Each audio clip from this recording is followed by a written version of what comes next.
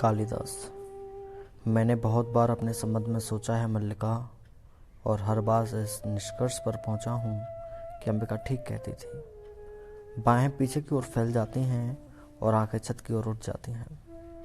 मैं यहाँ से क्यों नहीं जाना चाहता था। एक कारण यह भी था कि मुझे अपने पर विश्वास नहीं था। मैं नहीं जानता था कि अभाव और भर्त्सना का जीवन व्यतीत करने के बाद प्रतिष्ठा और सम्मान के वातावरण में जाकर मैं कैसा अनुभव करूंगा। मन में कहीं यह आशंका थी कि वह वातावरण मुझे छा लेगा और मेरे जीवन की दिशा बदल देगा, और यह आशंका निराधार नहीं थी। आंखें मल्लिका की ओर झुक जाती हैं। तुम्हें बहुत आश्चर्य हुआ था कि मैं कश्मीर का शासन संभालने जा रहा हूँ। तुम्हें यह बहुत अस्वाभाविक लगा होगा, परंतु मुझे इसमें कुछ भी अस्वाभाविक प्रतीत नहीं होता। अभावपूर्ण जीवन की वह एक स्वाभाविक प्रतिक्रिया थी। संभवतः उसमें कहीं उन सबसे प्रतिशोध लेने की भावना भी थी जिन्होंने जब तब मेरी भर्त्सना की थी, मेरा उपहास उड़ाया था। होठ काट कर उठ पड़ता है और झरोखे के पास चला जाता है।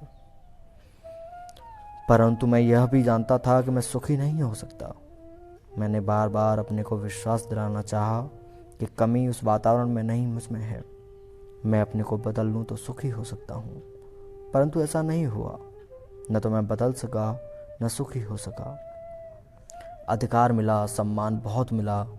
जो कुछ मैंने लिखा उसकी प्रतियां देश भर में पहुंच गईं, परंतु मैं सुखी नहीं हुआ। किसी और के लिए वह वातावरण और जीवन स्वाभाविक हो सकता था, मेरे लिए नहीं था। एक राज्याधिकारी का कार्यक्षेत्र मेरे जीवन से भिन्न था। मुझे बार बार अनुभव होता कि मैंने प्रभुता और सुविधा के मोह में पड़कर उस क्षेत्र में अनाधिकार प्रवेश किया है, और जिस विशाल में मुझे रहना चाहिए था उससे दूर हट आया हूँ।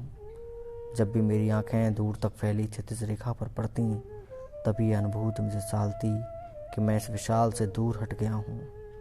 अपने आप को विश्वास देता कि आज नहीं तो कल मैं परिस्थितियों पर वश पा लूँगा और समान रूप से दोनों क्षेत्रों में अपने को बांट दूंगा।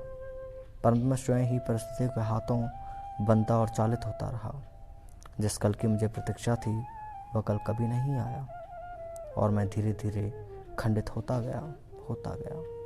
और एक दिन मैंने पाया कि मैं सर्वथा टूट गया हूँ। मैं वह व्यक्ति नहीं हूँ जिसका उस विशाल के साथ कुछ भी संबंध था।